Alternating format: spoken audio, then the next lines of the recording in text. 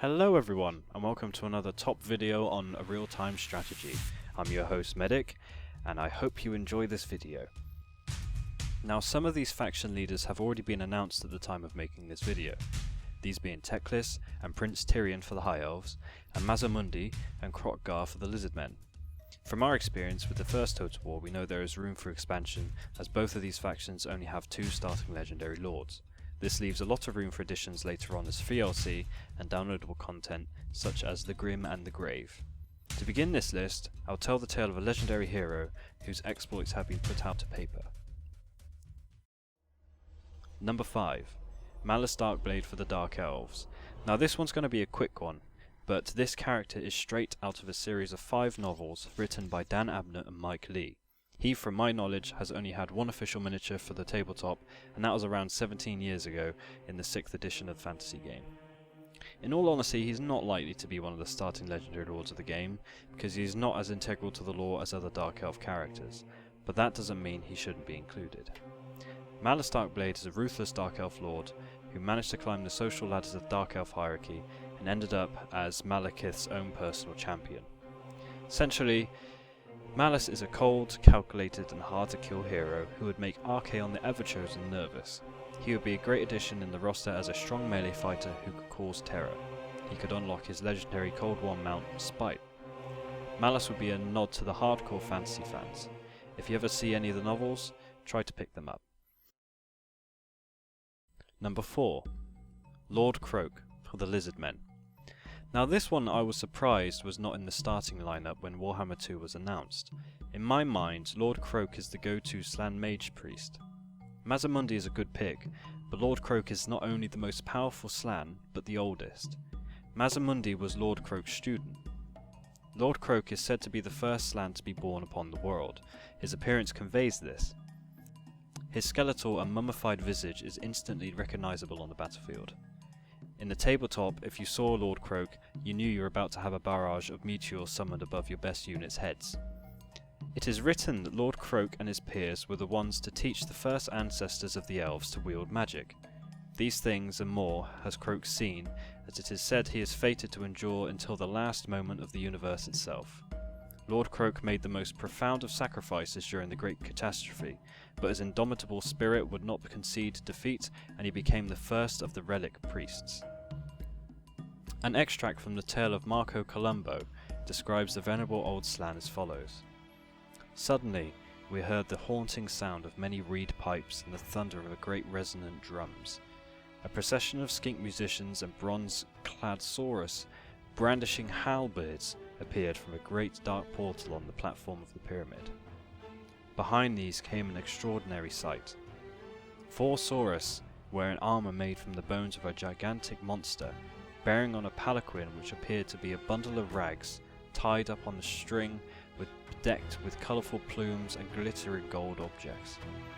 Strapped to the head of this object was a golden mask, fashioned in the form of a grimacing Slann. Its huge, staring inlaid eyes of shell and topaz were very disconcerting. The palanquin swayed and lurched side to side as the bearers danced to the rhythm of the drums and the pipes.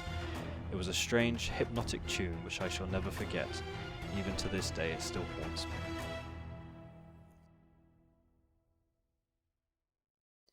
Lord Kroak would be the most powerful caster in the game, but he would also have quite a limited move range. He would be awful in melee, but will give bonuses to any temple guard who surround him. This addition is one I feel will come with time. Number 3. Thanquol Bonesplitter for the Skaven.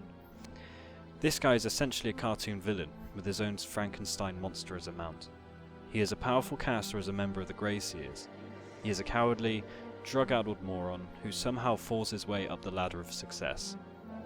As someone on his 1d4chan info page states, he's so bad at actually letting the Skaven win that a Slann that has Thanquol dead to rights deliberately lets him go and whips up a favourable current to carry him back to the old world because he has visions of just how badly Thanquol will screw things over for the Skaven. Anyone familiar with the Gotrek and Felix adventure books will be familiar with this fool. He was a regular villain in the novels that depicted him as nothing more than incompetent, but there is something so fun and Skaven about that. So why would he be a good addition? Because he's fun. and he is the most powerful Skaven wizard to have ever lived now that the Great Horned Rat has favoured him, for some reason, in the end times. Through his favour he also improved his Bonesplitter buddy to be an unstoppable self-healing warp flame spewing monster. The first few Bonesplitters were killed in action, but this most recent upgraded edition would be terrifying on the battlefield. His miscast chance would be high, but his spells super powerful if they hit. He would have very low morale, but would be able to sacrifice other Skaven in his vicinity to save himself. He would be accompanied by Bonesplitter, much like Skarsnik is accompanied by Gobbler in the original game. As the oldest Skaven character to exist, as he has been around for decades, he surely cannot be missed. Number 2. Arkhan the Black, Tomb Kings, or the followers of Nagash. This one's more of a prediction. Total War Warhammer 2 is coming out in September with a pre-order bonus for a faction for the first game. I believe this will be the Tomb Kings. They are on the same continent as the first game, just south of the Badlands where the Orcs start. There is already a popular modding scene dedicated to them, and it will be easy to model as they have the basics of their sculpt already done with the vampire counts. Arkhan the Black is known as the Lich King. He was never defeated in combat when he was alive. That was, until during a desperate battle to save his master, Nagash, he led a suicidal counterattack and was felled by a single spear to the chest after an hour of fighting. With his dying breath, he threatened that a terrible curse would befall anyone who touched his corpse, and with that, he slumped to the ground. Within seconds, dark flames had consumed Arkhan's flesh, leaving behind only a blackened skeleton. He of course rose up and became a terror to the world, only living to serve his master. He, in the End Times books, is one of the main cogs in the wheel that brings Nagash, the Lord of Undead, back to life. He duelled Manfred von Carstein, which ended in a draw. He helps Malobord, bastard son of the King Leon Leoncoeur of Bretonnia, to start a civil war. This led to Bretonnia nearly being crippled were it not for the help of the Wood Elves. He did this just to get his master's staff back from a holy site in Carcassonne. Oh, and he also killed Heinrich Kemmler when he tried to betray him and take the staff for himself. Arkhan is a hero killer. He killed Heinrich Kemmler, he killed the Fey Enchantress, he killed Eltharion, who was a prince for the High Elves, and he killed a powerful Tomb King general called Nikaf. He is also a very powerful caster, and is pivotal in the end times. If this is where the series of games is leading to, then Arkhan must be included. No Arkhan, no Nagash. No Nagash, no end times. Number 1. Queek Headtaker for the Skaven. The warlord of Clan Morse, Queek Headtaker is a monster of a Skaven. He is smart, quick, agile, brutal, and could match almost anyone in a duel.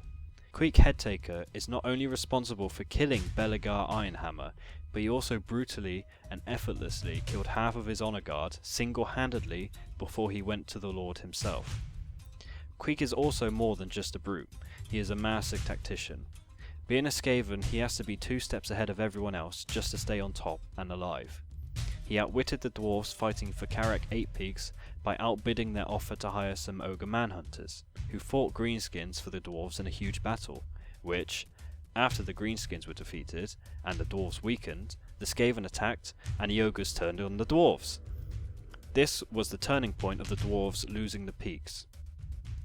He was groomed by Warlord Nordwell, an incredibly powerful Skaven, from the moment of his birth to be the ultimate warrior. He was provided with the best armour and weapons, and he was protected from other Lords of Decay. But Nordwell also staged assassination attempts to keep him on his toes. Queek is an uncommonly bloodthirsty and egotistical warrior whose need to conquer even the most impossible challenges has since earned him infamy against the annals of Skaven history as the legendary Headtaker, the Dwarf Smiter, the greatest warlord to have ever graced the tunnels of Skavendom. He also has a trophy rack of heads which he has personally taken off of their bodies, all of which powerful warriors themselves, or they used to be. These heads also talk to him and give him ideas, or so he says. Queek would be the perfect counter to Thanquol. He would be a powerful melee fighter and a master duelist. He would have powerful tactic abilities and perhaps allow his men to deploy in skirmish mode, much like Vlad does. he could also have a hatred for dwarves, giving a bonus to his melee when fighting them. So this was my list. I hope you enjoyed. Please remember that these are just my opinions. Who were your most wanted faction leaders for Total War Warhammer 2? Leave a comment below and stay tuned for more top 10s lore related videos for the Warhammer Fantasy universe.